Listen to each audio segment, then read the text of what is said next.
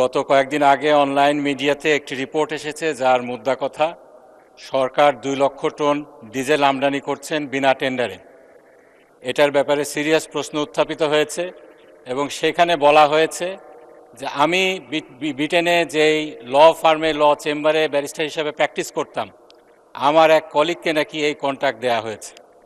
এ ব্যাপারে আমার প্রথম যে বিষয়টি আমি বলতে চাই, এটি সম্পূর্ণ মিথ্যা একটি অপবাদ। আমার চেম্বারের কোনো কলিগ এক্ষেত্রে কোনো টেন্ডারে অংশগ্রহণ করেছেন কিংবা পেয়েছেন এরকম কিছু আমি পাইনি। দ্বিতীয় যে বিষয়টি সেটি হলো এটার বিষয়ে যে অপপ্রচার চলছে এই ব্যাপারে মাননীয় জ্বালানি মন্ত্রী যিনি আছেন তার একটু সুস্পষ্ট ব্যাখ্যার দাবি রাখে। 2 লক্ষ টন জ্বালানি তেল কীভাবে আমদানি হলো, কোনো এক্ষেত্রে কোনো যেই স্বচ্ছতা অবলম্বন করা হয়েছে কিনা এই বিষয়টি জানানো দরকার, যাতে জানতে চায়। 3 নম্বর যে বিষয়টি, মাননীয় জ্বালানি মন্ত্রী একটি বিষয় উত্থাপন করেছেন আমার এলাকার ব্যাপারে। তিনি বলেছেন আমার নির্বাচনী এলাকা সাথিয়া, সেখানকার নাকি এক জামাত নেতার কাছ থেকে তেল উদ্ধার করা হয়েছে, তাকে সেখান থেকে তেল উদ্ধার করা হয়েছে। এ বিষয়ে আমার যেটা বক্তব্য, সে যে রিপোর্টের কথা উল্লেখ করা হয়েছে সেখানে আরও 7-8টি জায়গা থেকে তেল উদ্ধার করার কথা বলা হয়েছে, কিন্তু যাদের কাছ থেকে উদ্ধার করা হয়েছে তাদের কারো পরিচয় সেখানে বলা হয়নি। শুধুমাত্র সাথিয়ার কথা বলা হয়েছে, সেখানে নাকি জামাতের কাছ থেকে তেল উদ্ধার করা হয়েছে। এ ব্যাপারে মাননীয় স্পিকার আমি খোঁজ খবর নিয়েছি। যার কথা বলা হচ্ছে জনাব আলাউদ্দিন, আমার সাথিয়া নির্বাচনী এলাকার একটি ইউনিয়নের তিনি বাসিন্দা। সেই জনাব আলাউদ্দিন জামাত ইসলামের কোনো নেতৃবৃন্দর কোনো র্যাঙ্ক অ্যান্ড ফাইলের কেউ নন, জামাত ইসলামের তিনি সদস্যও নন। যেটা হয়েছিল সেখানে তিনি তেল ব্যবসা করেন। তিনি 2 ড্রাম তেল নিয়ে এসেছিলেন, 200 খুব সম্ভব 465 লিটার তেল তিনি নিয়ে এসেছিলেন।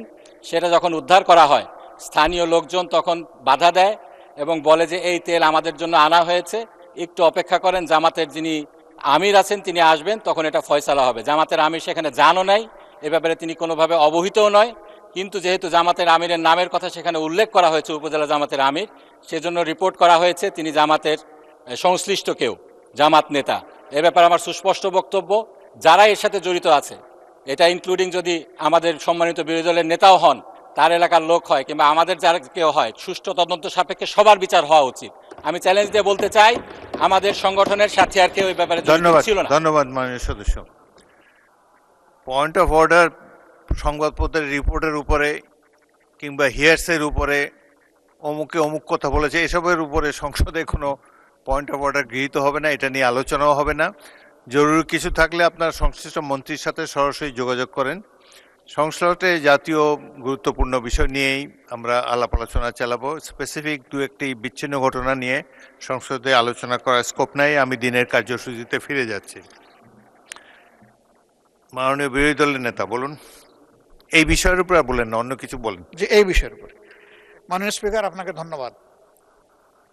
আপনি আগেও আরেকদিন বলেছেন যে সংবাদপত্রে প্রকাশিত কোনো বিষয়কে রেফার করে এখানে আলোচনা হওয়া উচিত নয়, কিন্তু দুঃখজনকভাবে সেদিন মন্ত্রী মহোদয় না, প্রতিমন্ত্রী মহোদয় বিষয়টা অবতারণা করেছেন। তিনি কিন্তু সংবাদপত্রের রেফারেন্সেই কথা বলেছেন। That was reality. ধন্যবাদ মাননীয় স্পিকার। ওটা কি পয়েন্ট অফ অর্ডার ছিল? উনি কি পয়েন্ট অফ অর্ডারে বলেছিলেন? না, উনি 300 বিধিতে একটা বিবৃতি দিয়েছেন। 300 বিধিতে মন্ত্রীরা যে কোনো সময় বিবৃতি দিতে পারেন। উনি ইট ইজ দেয়ার প্রিভিলেজ। পত্রিকাকেই রেফার করে কথা বলেছেন। আচ্ছা, এটা তাদের প্রিভিলেজ।